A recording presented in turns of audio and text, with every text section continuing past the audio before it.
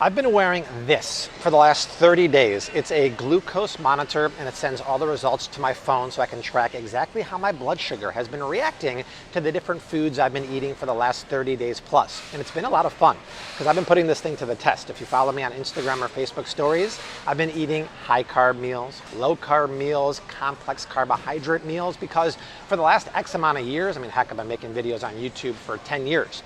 But I've been saying, if you're diabetic, you want to eat complex carbs in moderation. Well, I thought I should actually put that to the test and say, at least for my own body, right? Yours might be different. Is what I'm saying true? If you do eat low carb, does it have a minimal spike on your blood sugar? If you eat high carb, how does that affect your glucose? If you eat complex carbs, how does that affect your glucose? So I tracked it for the last 30 days plus. I'm going to show you what I eat, share the results, and break down some info. So let's walk around and show you exactly what I ate. Let's start with breakfast. What did I have for breakfast on my high carb day? Well, it was something that a lot of Americans, I think, would look at and say, it looks pretty healthy. It was, here, I haven't had one of these in ages. It was a bagel. Now keep in mind, when I was getting stuff like this, I still tried to keep it somewhat Bobby approved-ish. I didn't want to get like a super cruddy bagel, so this is probably the best bagel you can get on the market. And what I did is I took the bagel, I smeared my favorite dairy-free cream cheese, which is on sale right now for a great deal. I put a little bit of Bobby-approved jam on here. Not as much sugar as some other ones, but still, it has sugar in the form of fruit juice concentrate. I had an 8-ounce glass of freshly squeezed orange juice. I had a black coffee with about a teaspoon of coconut sugar in there, and I had my eggs. And look what happened to my blood sugar. It spiked 69 to 69 points. The good thing is, you'll notice it came right back down. That's something that Mark Sisson of Mark's Daily Apple calls metabolic flexibility, the ability to come right back down because my body is used to processing those kind of carbs. But that was a massive spike. On a scale of 1 to 10 on levels, that was the worst. It was a 1. And that makes sense because, I mean, look at this. A bagel like this, one bagel has 45 grams of carbs or 42 net carbs. A cup of juice has how many grams of carbs? 28 is there. And then you add in the coconut sugar, the jam, you're talking about a breakfast with over 100 grams of net carbs. And like I said, I think most Americans, most people in the world would see that breakfast and think, oh, it's kind of balanced, it's pretty healthy. That's not healthy. That resulted in a massive spike. Fortunately, it came back down really quickly. Now, let's switch to what I ate for breakfast on keto day. For keto breakfast, I had a couple slices of my favorite keto bread here. I had eggs, crispy prosciutto, and the cream cheese. And if you look at the blood sugar, there was minimal to no spike at all. Actually, there's certain days, like last week or yesterday, I have 3 slices of bread. Now, how can you have 3 slices of bread and it doesn't spike your blood sugar? Because any kind of keto bread is going to have that reaction. This is my favorite because it's super clean. There's no refined oils. It still has 6 grams of net carbs per slice. And when I have 3 slices, it still doesn't spike my blood sugar. And yes, this one is expensive, right? You don't have to use this one. I get it when it's on sale. Any kind of keto bread. This one's not quite Bobby approved, but it's not bad. Carbonauts on sale. I just don't love the ones from like Aldi or Costco because they have soybean oil and they're very processed, but the same effect is going to happen. You're mitigating all the excessive gluten and starch and carbs, and you're going to have a hefty breakfast without spiking your blood sugar at all, so you start the day right. And when you have that kind of heft to a meal with the eggs and the fat and the bread, you're really going to satiate your hunger a long time. Now, for next breakfast, it was complex carbohydrate day, and that was actually pretty interesting. Complex Carb Day was a great excuse to finally try these. Probably the most Bobby approved grain-based English muffin. These are Ezekiel sprouted muffins. I had one of these English muffins with the cream cheese. I just love this cream cheese. And the eggs. And if you look at my glycemic response, minimal to nothing. The score was 8 out of 10 and it resulted in a very minimal rise. Why? Well, it's something I talked about for years, right? The proof is in the pudding. I've been saying it. I finally put it to the test. When you eat foods that are high in fiber and protein, like this, a half of a muffin, and I had a whole one, a half has 3 grams of fiber and 4 grams of protein. Complex carbohydrate city. When you do that, it slows the absorption of sugar into your bloodstream, minimizing the glucose spike. And the proof was there. It barely went up. Plus, these are sprouted grains. Organic sprouted grains are the best you can do. Very nutrient dense, very easily digestible in your tummy. This was a fantastic proof that if you eat complex carbohydrates in moderation, you're really going to mitigate that spike. There were many folks over on Instagram and Facebook stories who were asking me about this, the sensor and the app that I was using. The sensor is Dexcom G6. I've also done this using the Freestyle Libre, but I get it from the same place where the app comes from. It's called Levels. Levels is great because if you're keto, or more importantly, if you're diabetic, yes, it's good to see the chart of your blood sugar, but with Levels, you can input, like I've been doing, exactly the food you're eating, when you're eating it, and your activities during the day, like a workout or a post-meal walk. I joined Levels. A bunch of people on Instagram were interested, so I'll put the link down below.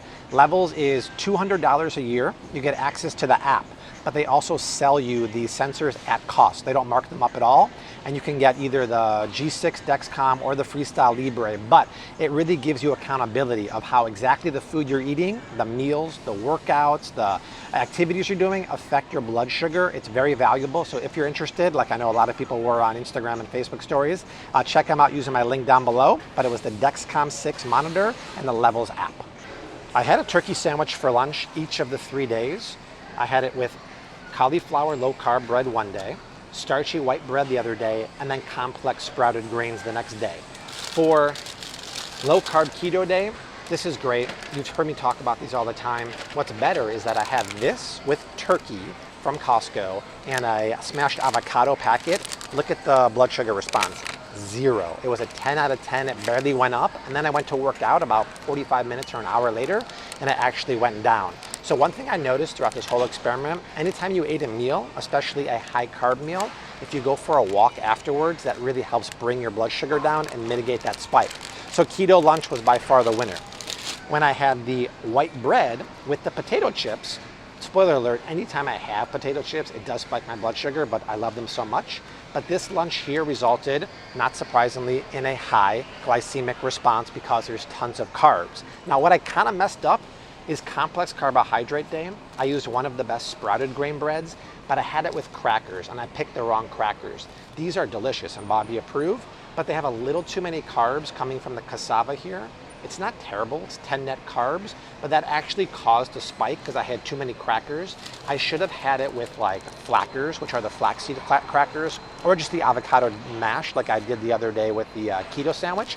But this bread, if I do it again, have this, it won't spike my blood sugar as much because this is basically the same as the Ezekiel sprouted muffins, English muffins that I had for breakfast the other day.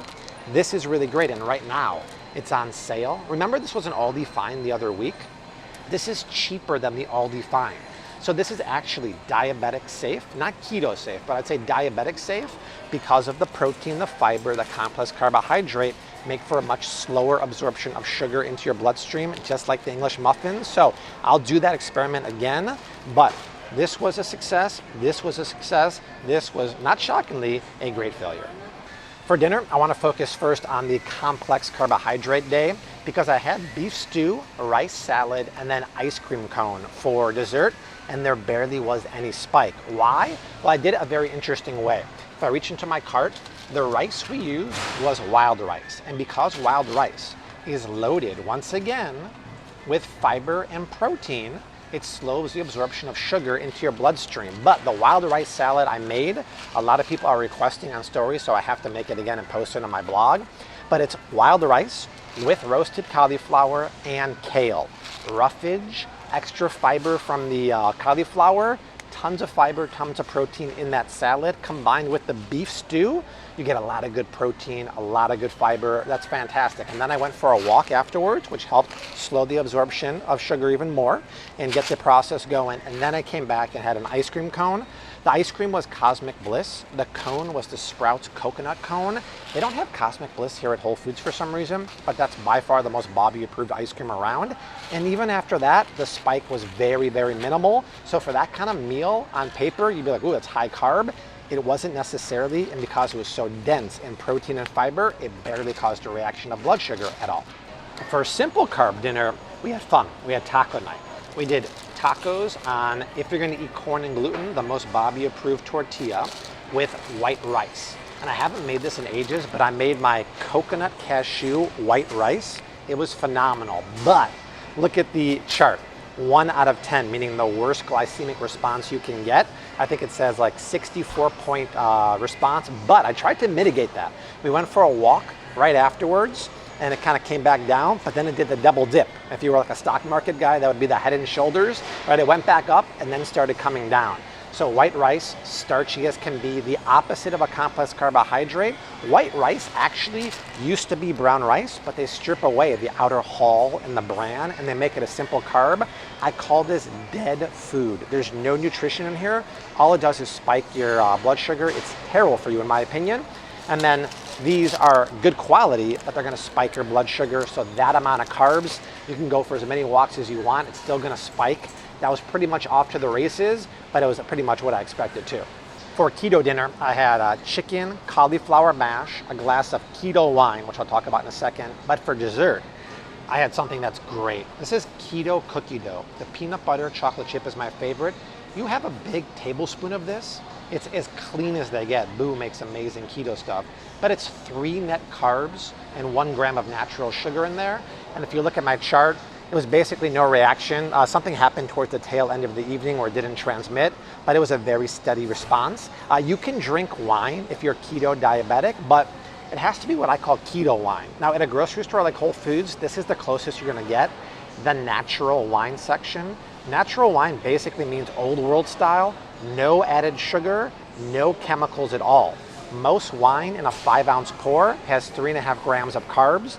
Natural wines or keto wines should have about 0.3 grams in the whole bottle.